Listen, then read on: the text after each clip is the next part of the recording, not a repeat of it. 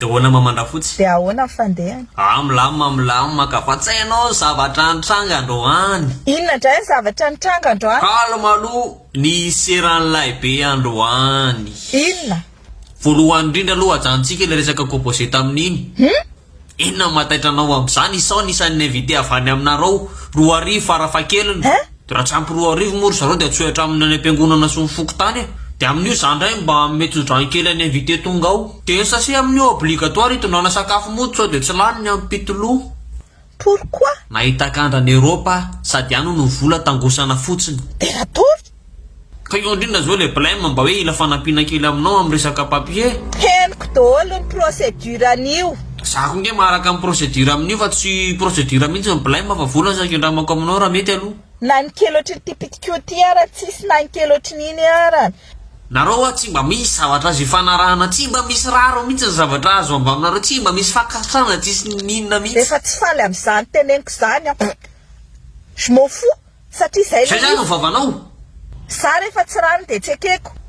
aza atao an'izany nangava le invité nge fa lasa daholo ny ana ny invitation 2 hatramin'ny fokotany sy ny fiangonana rehefa na inviteko tena natahoranareo nataotra sao aza volohany atao an'izany nangamo Ny asa. inona ary ty ahona indray nanaovako an'io raha tsara amin'io ahoana indray nanaovako an'io raha ohatra tsy raikitra eo io raha tsy manana zavatra ny atao andro invitation fa lasa daholo fa tsy problème anareo zany ka le problème ne tsy le invitation nilena fa le kisoso mbe efa nicommandiko ao hoe 20 avy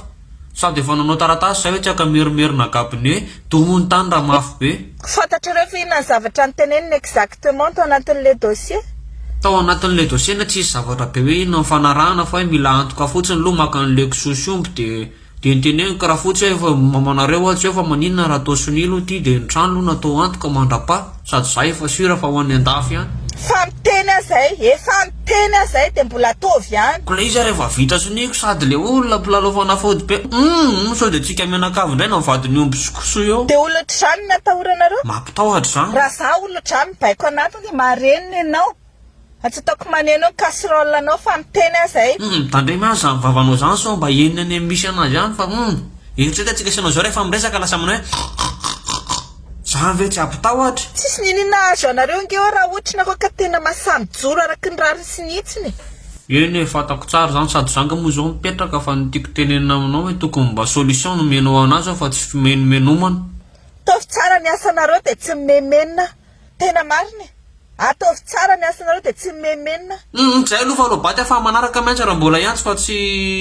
mandamy baty ery zay belo me dia zao ny farany kamelako io ay mbola tsy lobaty aza mbola tapahana aloha azafady fa atao nanagaja atao an'izany aza atao an'izany eo an'io aza atao an'izany nangava